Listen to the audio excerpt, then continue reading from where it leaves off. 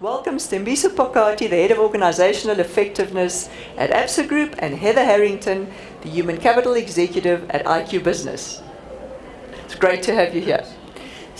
Do you want to tell us a bit about your career journey and how you ended up in HR? Yeah, good morning. Good morning, Annika. I think I finished school after having done science and mathematics, and my parents and my teachers used to tell me that I should become an engineer, and they didn't ask me what I wanted to become, and naturally I went to university and did exactly that. I got bored after about 4 years as an engineer. I worked for Eskom for many years, and I think it only happened or dawned to me when I finished my MBA many years ago, and then I realized that I wanted to work more with people. And then that's when the career change happened, and from then on, and then I became a consultant or a human capital consultant for many years for major firms, and then to this point. So that's my journey. So I think as an engineer, but of course it gave me a good amount of background to understand the industry. But what I do now is actually phenomenal, and I'm enjoying it. Great, Heather. So my career started, I had a similar background. I went to school and I said to my parents that I wanted to study computer science, to which my mother said, "You're not allowed to because you just can't." Eventually I got my teacher to convince my mother that that's what I should do. So I went to varsity, I got a BCom in marketing and business information systems, and I went to work for an IT firm in a call center. I was going to be an IT kind of guru. And within about 6 weeks of me starting my job, I had joined a graduate program, and I went to the HR director at the time, and I said to him, please can you find me another job? I really don't want to talk to a computer all day because there's no people interaction. I do laugh because that's what lots of us do these days because we have our laptops and that's how we work. And he said, so come and join what was human resources at the time, come and join our team. And I swapped to an HR graduate program, which I did in an outsourcing firm at the time, American-based firm. And I started my HR journey. And in those days, I think human capital was transactional-based, dealing with people, but that's what we did. It was the early days of outsourcing in South Africa, so we were all doing different things and testing the law. And from there, I moved that became IT outsourcing. I then worked with a retailer or an IT retail-based organization. And from there, I decided to take a sabbatical because I do believe HR people need to take breaks every now and again. We do deal with a lot of things in life, so you need to rejig yourself and refine yourself every now and again. I then went into retail and cosmetics as the head of HR for a global firm. I knew nothing about cosmetics other than what I wore, but that was minimal. Retail, I was a good shopper. That's what I knew. And then from there, I actually decided to stay at home and be a mom for a while because I thought it was an important time in my child's life. And recently have joined a management consulting firm, knowing very little about management consulting, and joined IQ Business. So it's a career that has been in HR, but through lots of different organizations, and you learn lots of different things. But what I've also found is that each job and each aspect you come into, there's new things you have to learn, and they are like starting afresh. Every time you start a new job, you look at starting your career again and saying, what did I know? Do I need to relearn it? Do I need to refocus on it? And where do we go from here? Great. Sthembiso, how have you found that your non-HR background has benefited you in what you do today? It has in many ways because I think the industry we find ourselves working in is very, very complex.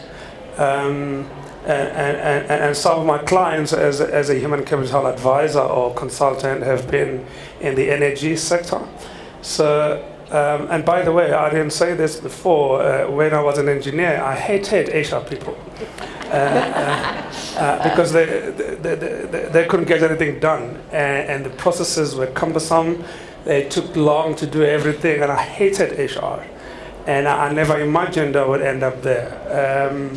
But as I say now, I think the biggest advantage for me is that you happen to understand the industries, the sectors, and when people trick you about technical stuff, you actually can almost laugh at them at sometimes, and then because they just think you are a psychologist or some crazy person. So it does give, and also I like making fun of them when they think I actually know nothing about technical stuff. It's interesting when you're on the other side of the fence, how sincere an appreciation you have for what it's really like.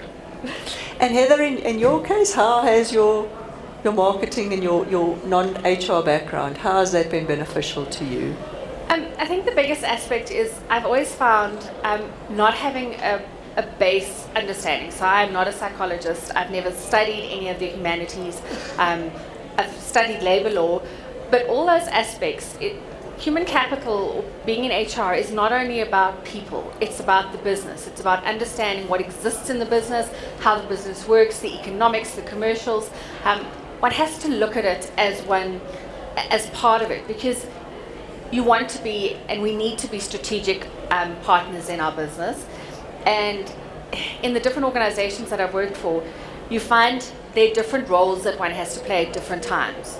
So for now, when I walk into an organization, I've gone into 3 organizations that have been existing for a long time, been around for a long time, but you've got to go in and you've got to understand your basics.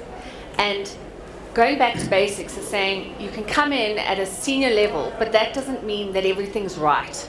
It means you have to understand some of those technical aspects of the basics of human capital, and if that goes down to saying you need to read your job descriptions, actually you need to read your job descriptions, because it builds up everything and it builds your credibility.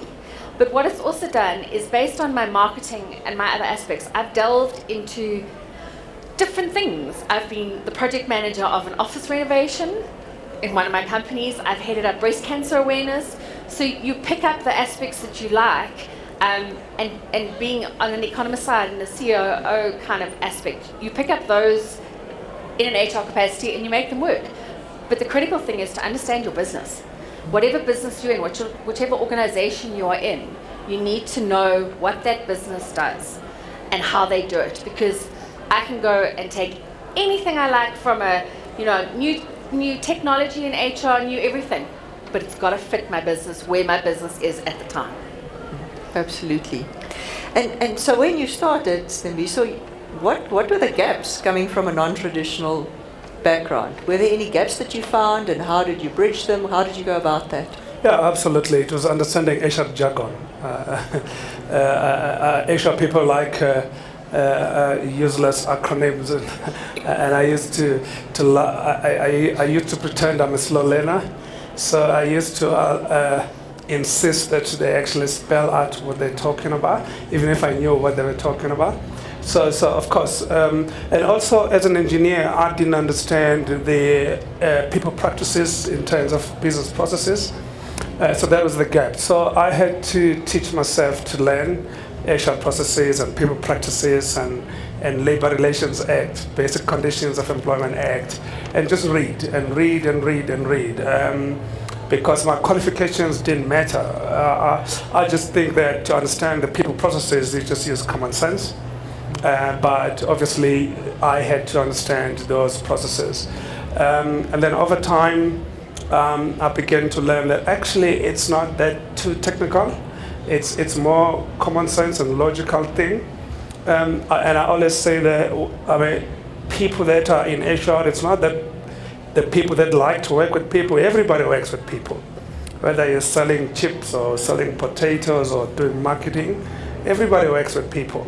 I think in HR is a bit different though, because you have to understand how to make people more effective at work, how to make them energized, how to keep people engaged. Employee engagement correlates positively with performance. So over time, I had to learn all those gaps. But I'm still learning today. I don't think I see myself as an expert.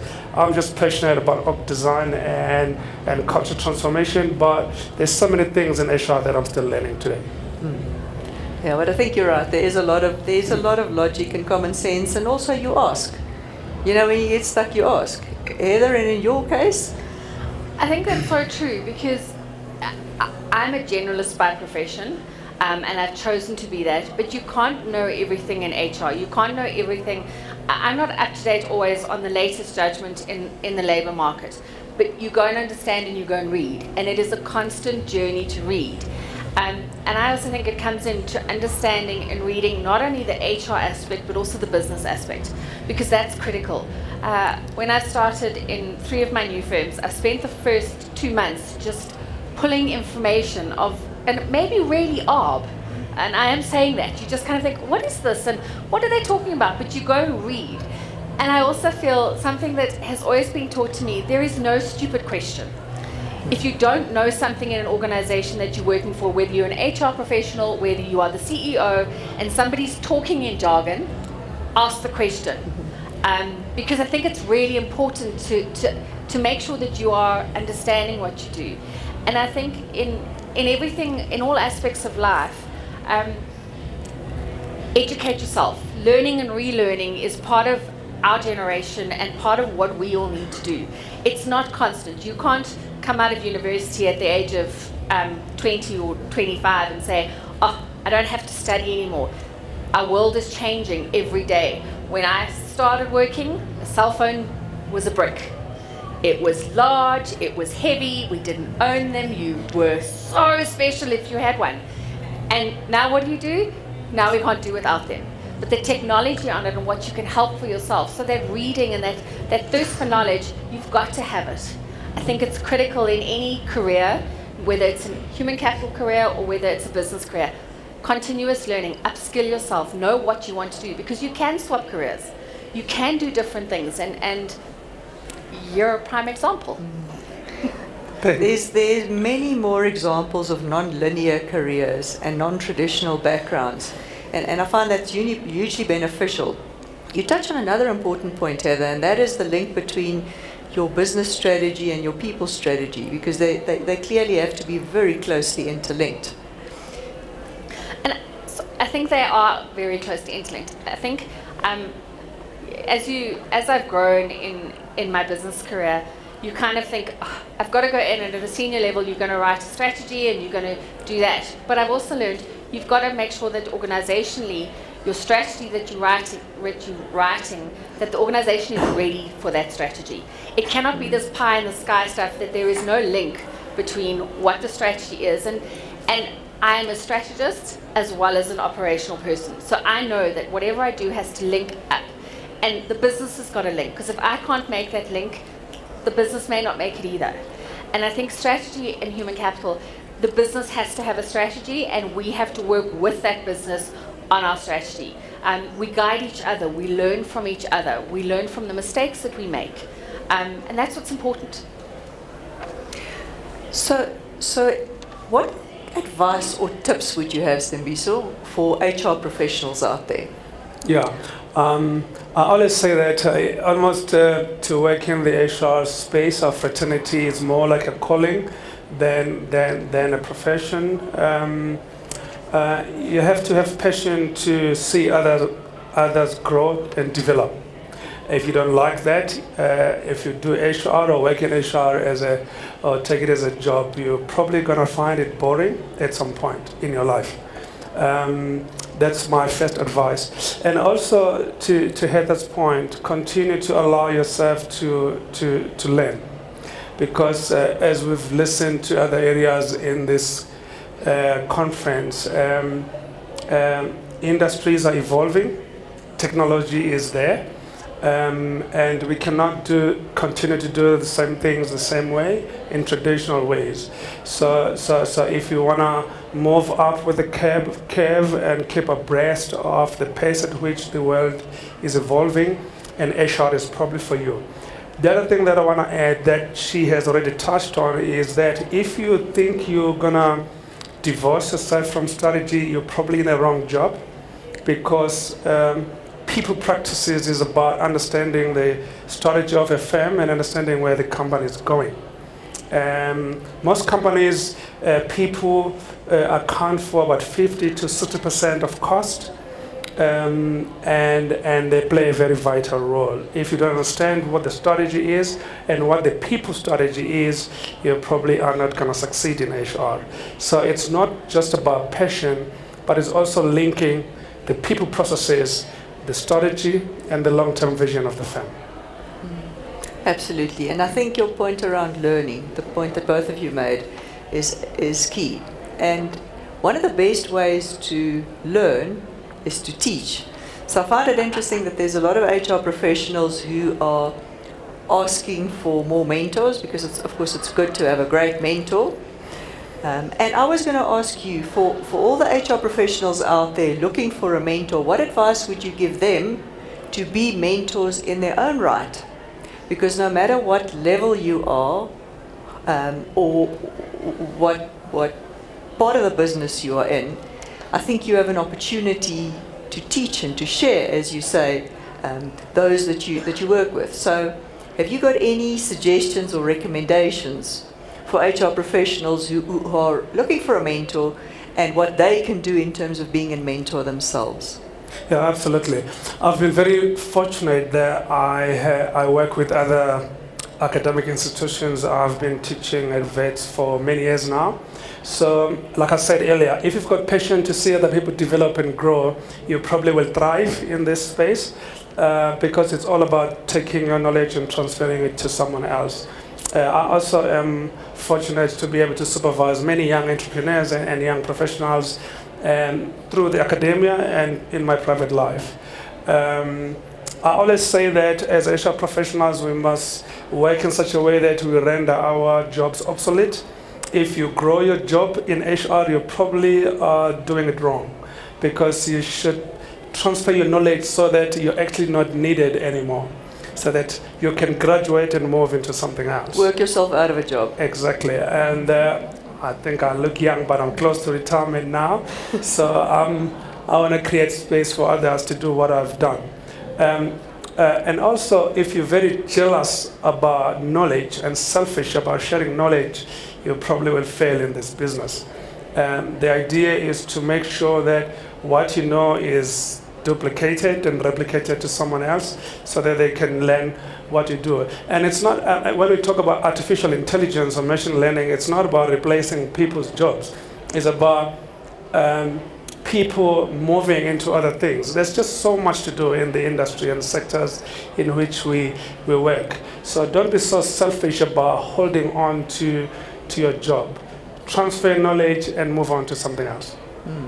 It's interesting. I think there was a question earlier around competition and someone being better than you. And I always think that it's best to surround yourself with people that you actually think are better or different than yourself, because that ups everybody's game.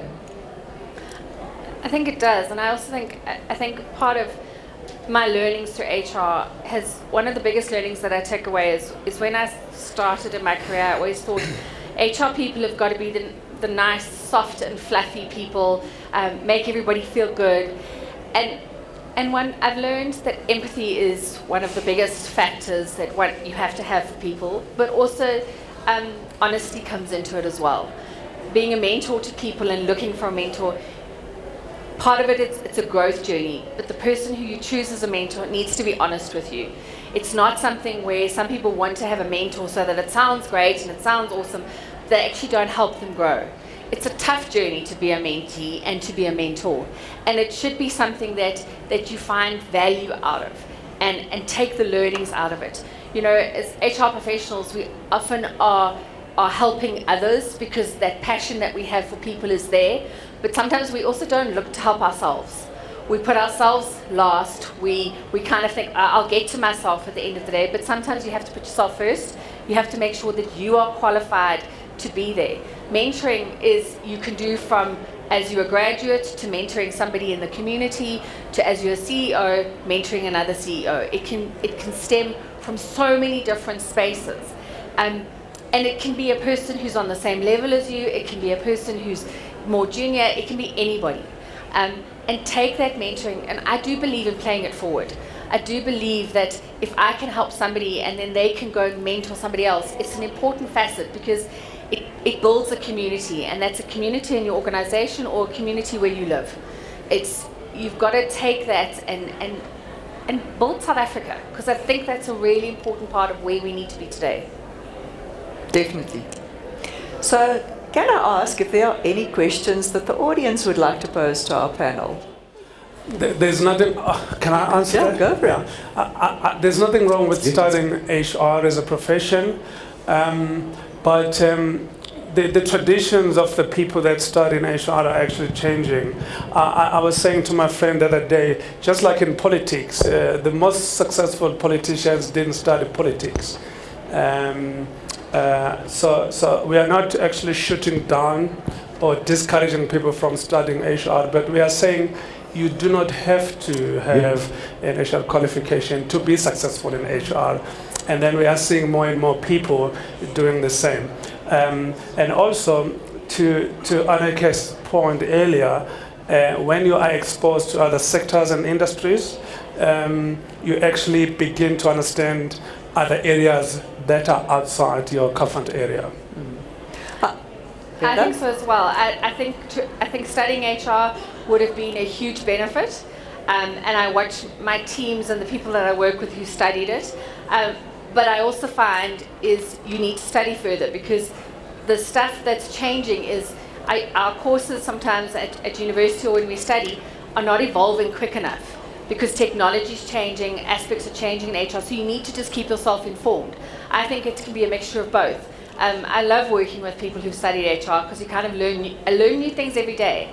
And I have to say that I may have been in HR for 25 years, and I started non-traditionally, but I love learning every day. And that doesn't mean necessarily in an HR point of view, it's in business or in life. You've got to continue that learning. So take what you've got as your base and build on it, no matter what your base is. And I think there will always be room for subject matter experts. Absolutely. There's no two ways about it. There will definitely always be room for subject matter experts. And I think the flip side, or the encouraging side of the conversation, is if you love HR and you're happy in HR, that's great. But if for some reason you decide you would like to look at a career in marketing or whatever the case may be, there are other doors that are open to you, because I think the way things are going to work in the future is people are going to have very, very different careers. And, you know, they often say that we will have to look at the skills people have that will be ideas for the jobs of the future that we don't know that exist today.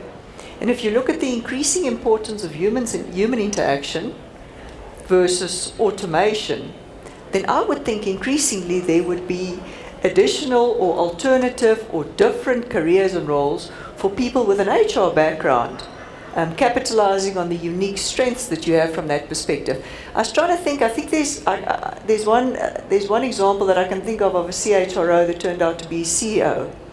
So I think the point really is not so much that you can come from somewhere else and be HR. I think the point is that you can come from any discipline and move into any other discipline, because what's more important is your ability to appreciate what's important in the business, what your clients want, and how to make the biggest difference in society. And also, before we take the question, and also, I think successful HR people of the future are people that are able to shape culture and support the strategic direction of an enterprise, and less and less reliance on traditional qualifications and training is going to be the case. So I'm seeing a tripartite arrangement or relationship between CEO, CHRO, and CFO. And most CEOs that we see thriving today are people that come from the finance background and the HR background, and that's where I see. So if we rely on the traditions of the HR, we're going to be 4 or 5 or even 9 years behind all the time. So I think that trend is beginning to exist today as we move forward. Future skills are not going to be majorly reliant on the traditional training. Heather, I'd like to drive this one to you specifically. Reason being, I believe you've studied labor law, and you realize how fast the workplace is changing, and the nature of employee, status of persons, What do you make of it? Because we are all, obviously all our organizations are based on our policies and practices which rely on the law, but that has got to have to change for us to be able to address the workforce in the future. So I think the challenge exists is that we need to work in an agile workspace. So we need to exist where my organization currently is 20 years old. Okay, so they started off, they haven't been around for the time that Absa has been around. And when things were written and when policies were written, they were written with the framework of when they wrote, and kind of they were then left. And you look at them today and they have changed so dramatically, and it's got to be an evolving process. It's law comes into it all the time, but you have to set some boundaries for employees. I think the pace of work these days and what we get exposed to, we have to take stress out of the lives of an employees. And I say honestly, we don't have an HR system, okay? So we're still an organization, and I've gone back to basics where we now looking at what kind of systems to make lives easier for HR. But those systems and whatever you put in place is based on policy, it's based on fairness and equality. So you need to make sure that everything you do, whether you write a policy, whether you are creating a system, that you start treating people fairly, because it goes based on, as you get a bigger organization, we're 750. I have no idea how big Absa is, but we're dispersed. We're not in the same place. So we have to make sure that you have something that's a base to set out. And those policies and those laws change, you update them. But you also write the policies and the things that you need in a way that as the law changes, the policy changes. So you do it that way. Thank you. I don't know if I answered your question. You did for 75% of it. My 25% is who is going to drive the law to change? Is it for us HR practitioners or HR professionals? Because it has to change for us to be able to accommodate the workplace. And I don't see and I don't hear any voice out there that's advocating to say, as we enter into the VUCA world, these are the things that need to change to accommodate without us violating the laws. I'm not hearing that. Thank you. Sthembiso, maybe you've got some thoughts also, if you say Mahatma Gandhi says, be the change you want to see in the world. Yeah. Have you got any suggestions I happen on to... the subject? Thanks for the question. I happen to work in a highly regulated environment. And by the way, we 50,000 people in the bank across 10 countries. It's very complex, it's highly regulated, it's complicated, it's confusing. I don't think, I always say to people, I'll leave the bank without even understanding what it does. I don't think banks are going to exist for the next 15 years anyway, but that's my personal view. I think VUCA is here to exist or to stay. The 25% the young lady is talking about is that, especially if you're in the highly regulated area, by being agile, it doesn't mean give up the ability to be compliant or to pay attention to the laws and the regulations of the country. We have got laws in the country. It just needs a little bit of flexibility and understand the VUCA means that everything is changing in a rapid way, but always don't compromise on laws, regulations, and compliance. And as a bank, as an example, everything we do, we need to actually keep ourselves honest in terms of regulations and standards.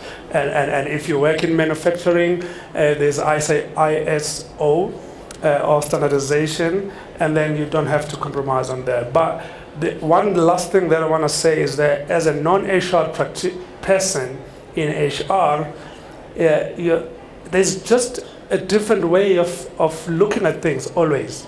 And usually we ask the questions that another HR person didn't think about. And leaders like that, because a non-HR person is always in a position to challenge and to just have that third eye that no one thought about. And secondly, if you've been or come from a consultant background, it always works in your advantage, because there's just that thing that you will use to challenge the leaders that other HR people didn't think about. I think And it always works in my favor. I'm sure. Yeah. I think it does, but I also think something that we need to make sure of is whatever we do, don't compromise your ethics. Ethics is a really, really important part of who you are. And as an individual, it follows you where you go. And you have to look at all those aspects and saying what is best for your individuals. We're working in an environment, I am in consulting. Okay, that's what our teams do. We provide information to our clients, and you kind of think, do we do it to ourselves so well? And we don't. We don't consult to ourselves in the best possible way, but you have to evolve, and I think it is the voices that come out. Organizations, the ship is moving. Organizational ships are moving. Everybody's beginning to do it. It may take time, but I think we'll all follow that same journey, and we will all grow in line with being that voice and saying who's speaking it louder, because there's lots of things that are saying, what do we do? Where do we speak louder? Which voice do we follow? Because there are lots of voices at the moment, and you've got to pick and choose which ones you follow and believe in it and know why you're doing it. That's true. I also want to go back to a point that you made, because I think it speaks to the power of diversity. And I think as coming from an engineering background, how you are able to ask different questions to people from a traditional HR background. I think by the same token, people from a traditional HR background are in a very privileged position to be able to ask non-typical questions when speaking to their colleagues in finance or in marketing. So I think, appreciating your strengths and how you can utilize that to the greater good of the organization, no matter what discipline you're in, is very critical. And we all know the power of properly diverse teams. Yeah, remember also, as engineers, we are trained to think differently. And training as an engineer is not what to do, it's how to think. I always say when I speak to conferences like this is, train people or your kids how to think, not what to think. And as engineers, we're trained in that way. And because of that background, when we come into the HR fraternity, we ask unpopular, unfamiliar questions, and that actually takes the conversation in a different direction. Sometimes you become unpopular, and that's okay, but we are used to it. But it takes the conversation in a very, very different direction and makes leaders think about things that they would otherwise not have thought about. The other thing is that having been consulting, when I was a consultant for 17 years, I had people with PhD in music consulting in HR, people with biochemistry consulting in HR. Can you now see that it's more about passion and love for people as it is about your background? So I found that people that had non-consulting experience were more successful in HR or in consulting. And same here. And they asked very, very tough questions that leaders didn't think about. The other thing is that organizations are working more and more as organisms, not as traditional hierarchies. I am an advocate for agile teams, self-managed teams, as opposed to hierarchies and traditional pyramids. And when you're a non-HR person, it's easy to move to the other side. Yeah, definitely. And I think again at that, Sthembiso, that also speaks to Heather's point that says, broaden your horizons. It makes life interesting. It future-proofs you to a greater extent. And I think if we also, as HR practitioners, we help our organizations in many ways on hiring different people. And some of the line managers we work with say, I need to take somebody from this industry in this place because this is what they know. But actually that diversity that comes in creates a better working environment, because that diversity of thought is so critical to what we do. It is not about doing it in the same way. Every environment that we work in and every kind of employee relation that we may have, it is different. Backgrounds are different, people are different. There's some variance in it, and you have to be able to flip and change, to say, how do we do it, how do you think about it? And that's our environment. That's the working environment. Change is upon us. It's not about some change person is going to come to you and say, we are going to make the change. Every day in what we do, we are dealing with change. And it's part of us it happens, and we need to say, not wait for it to happen. We are part of that journey already.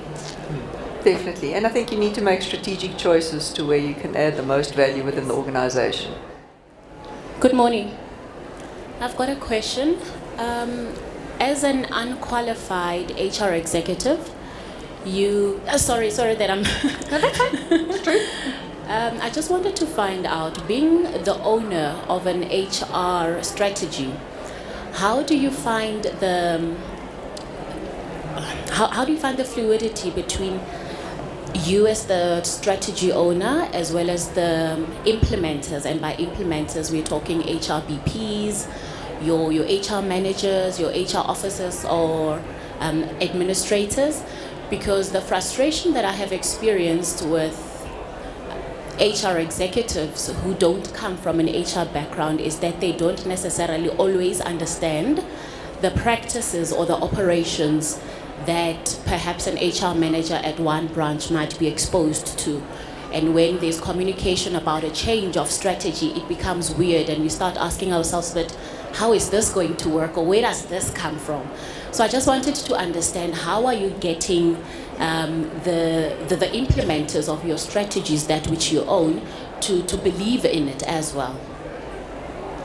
So I think for me, it's part of a journey, and it's doing it together. So going into an organization, going back to the basics of that organization, never mind the basics of HR. So understanding where things come from.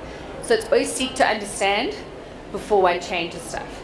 And going in to understand it and working with the people who are there.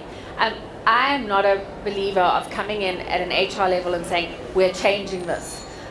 It's not my place to do that. It's my place to help the company on a journey, add value to the organization, and build it and take it to a different place. But it's not to come in and saying, this is the way it goes. So with the team that I've worked with and all the teams that I've worked with, the focus is to develop and do it together. So this is my thought. Let's have a discussion around it. Let's bring it together, and how do we do it? There are things that you kind of know from a corporate point of view that may not be shared amongst all your colleagues. But there's a conversation, and you bring everybody on that same journey with you. It's not about telling, it's about how we get there, and let's do it together. Yeah, also remember, as HR executives, we don't work in isolation. Remember, we work with people like you that are trained in the space. So we learn from you, we listen. And usually when we introduce ourselves, we don't talk about where we come from. They think we know what you know. And sometimes they judge us until they see your CV or they see your LinkedIn profile, and then they start judging you. But in most cases, if we don't understand something that's peculiar to HR, we will ask someone else. I also think one of the things that I've done with all the teams, the first thing I do is I ask for their CV. And I know that's a bizarre thing to do, but it's because they actually all come from different backgrounds. So there's so much diversity there that you have to enhance on it and build on it and take what you've got. Because sometimes in human capital spaces, we don't always have, and as a growing organization, we don't always have the right people, we don't always have the number of people to grow and to develop. So you've got to use what you've got, and you use that team, and there is people like yourselves who have grown up, who can tell us that. And don't be afraid to speak up. Don't be afraid to talk to your HR person and say, can you tell me why I'm doing this if you don't know something? Because you both learn. You both learn from that experience and both grow to make a better informed, to build a better informed strategy going forward. Thank you. Righty, are we on last question? Good morning, everybody. I come from a resourcing background, obviously within the greater HR community, and I think as a resourcing consultant, we play quite a pivotal role in shaping the organization, because we bring the talent into the organization. The reason why this particular conversation is striking a nerve with me is because I would like to think of myself as a resourcing disruptor. We have to think outside the box in terms of the people we bring into the organization, but the difficulty is I might be looking for a particular skill, but we're mandated to look for certain requirements. But I could find the person that might not be doing that job. but at the same time, I need to now convince this hiring manager that this is a person you need to bring into the organization. So I guess my question is, how can we be more influential, or what advice would you give for us to be more influential in terms of being able to think out of the box, bringing somebody into a role that's got the right skills and the potential to do the job, but not necessarily that particular qualification? Yeah, thanks for the question. I always say to my resourcing colleagues or recruitment people or headhunters, if there are headhunters in the room, think differently about how you recruit. Think about the types of competencies and skills, not skills of the past, skills of the future. So maybe the challenge is also to think very differently about what do you say in a job ad when you advertise. People insist on qualifications and experience. What about the way people think? And what do you assess when you recruit people? Maybe that will help. I also think, so I'm not ever from a resourcing background. And I believe that in an HR environment, doesn't matter what level you sit at, you're always teaching. You're always helping guide people, because if we take, and I'm going from experience because it's something that's easy. In our organization, our longest, we've been around for 20 years. Most of my leadership has been around in our organization between 17 and 19 years. Okay, they've only ever worked for one organization, and so you're teaching them in a space that is kind of saying you need to think laterally, you need to think out the box. And as a resourcer, and I have resourcing colleagues here, raise the question, give a reason. You have a voice. You have the door that opens up so many opportunities in the organization. But don't be afraid to go and say to that person, well, this is what I found. We also work in an environment, and it was different from where I came from. We don't hire because of a job ad. If we find a great CV, we look at hiring. We will find that person in the right place because it is their thought process. It is the way they interact. So we do both. So if we find good people, we keep in touch with them because, they fit your culture, they fit who you are. So use that as your knowledge. And carry on trying. People are listening. The managers are changing. And they're beginning to understand it. They may be slow to change because they may not have the experience. And we have to remember that for ourselves, we each have an experience, but they too have an experience. They too have an exposure level. So then maybe it said, come along to something with me. I want to go and teach something new. And take them along to expose them to those different skills that you may have or different ideas. Send them an article. It all helps to help build that knowledge.